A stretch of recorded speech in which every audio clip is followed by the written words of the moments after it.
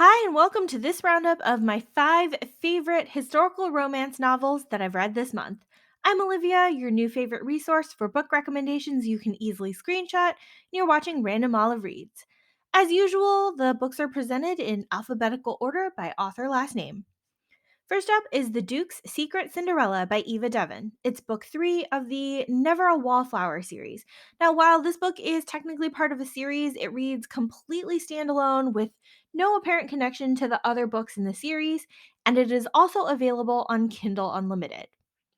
This one starts off a lot like the movie Ever After, the Cinderella movie retelling from 1998 starring Drew Barrymore, which is one of my favorite movies of all time.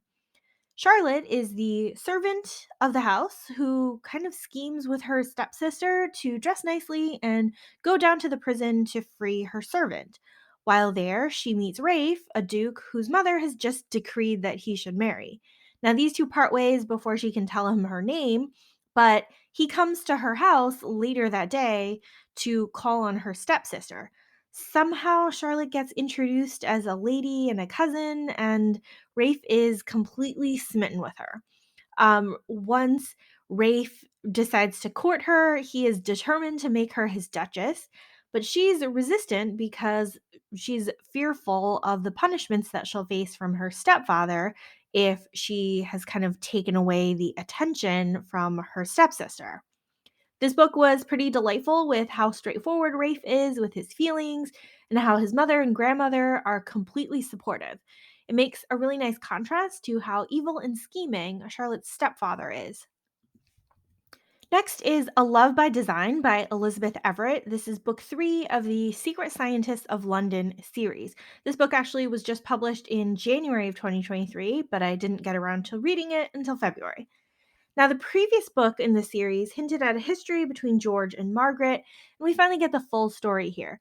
This book takes place about a year and a half after the events of book 2. So it does make sense to read the series in order, but this one reads just fine standalone.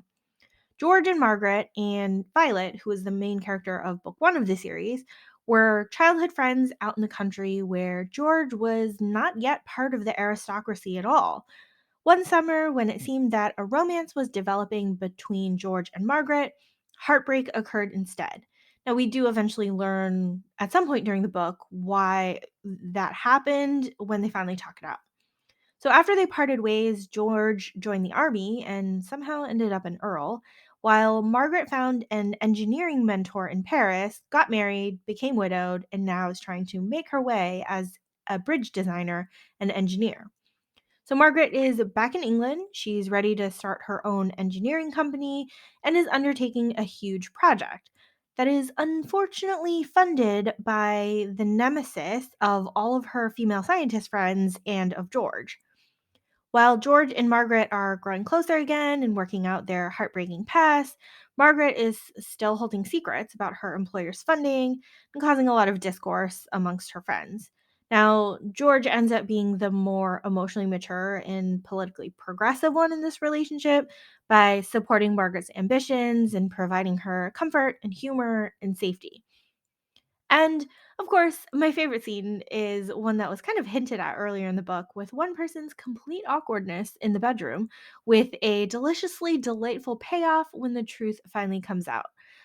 It was so funny that I pretty much just sent a screenshot of that page in my app directly to my friend via text. I was like, you have to read this, it's hilarious. Next up is Falling for a Rake by Eve Pendle. This is book 1 of the Fallen series. We start with a prim and proper lady who hunts for ferns, and we have a rake of a man following her through the woods and trying to flirt with her, even as she politely puts him off. And then they literally fall down an abandoned mine and get stuck there overnight. Well, now that they're basically ruined, they need to marry, but both of them have secrets from their past, and neither are quite what they seem. The Lady Emily is the daughter of a duke. She has been engaged before, but her fiance had died in a hunting accident. So now Emily doesn't participate in any physically strenuous activities and only hunts ferns and not foxes. But there's got to be more to the story because she keeps having these recurring nightmares about her ex fiance. On the other hand, the rakish Earl Oscar has pretty much admitted the worst of himself to Emily, that he had dallied with the younger sister of a woman he was courting, got her with child, and refused to marry her. The young lady and their illegitimate daughter now live in the country, and he's not part of their lives at all. But he's not exactly the rake that he seems to play in the world. He's actually kind and caring to Emily and doesn't actually take advantage of her when they're trapped together. So, this book had a lot of interesting reveals about Emily and Oscar's past, their present, and learning to accept each other for who they are. And adding drama to the story, there's a meddlesome, anonymous gossip writer um, telling tales about Emily's past. The next awesome book that I read this month is The Wolf and the Wildflower by Stacy Reed. It is a standalone novel. We've got tragic backgrounds for both the characters here in the story, and it makes for this really great connection between those two characters. First off, Jules has lived her entire life as a man, despite being born a girl. And that's because her mother had endured difficult childbirths and pregnancies, and the doctor and midwife had warned her against having more children. But Jules' father was insistent on having a son. So Jules' mother and midwife presented the baby as a boy so that the mom could, like, get a little break from her husband visiting her bed. On the other side of it, James, who is the son of a duke, was lost in the Canadian mountains at the age of 18 and survived there alone for 10 years before his rescue and return to England. Now that he's back and now that he's the duke, his mother is concerned that he's like addled and savage and can't get on in polite society. So at this point, Jules and her father are both mind doctors who are hired by James's mother to assess the man and fix his behavior. Well, of course, Jules is the one who understands that he needs kind of isolation and quiet because society is just so loud and his family is just kind of busybodying and chattering all around him. What's interesting is that James also sees through Jules's disguise almost immediately because of his heightened senses and awareness. And it develops really nicely that he's really the only one to truly see her in her whole life. So the quiet moments where these two are alone are really the only times they can be themselves without the judgments of society or putting on an act.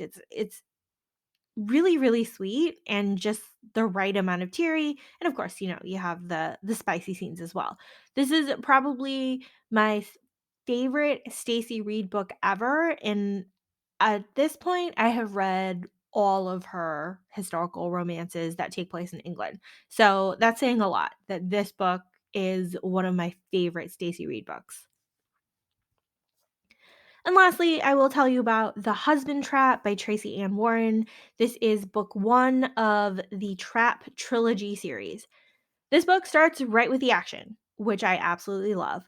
So Violet is on her way down the aisle to marry Adrian, except that she is pretending to be her twin sister Jeanette, who wanted to call off the wedding 2 hours earlier, but somehow convinced Violet to take her place.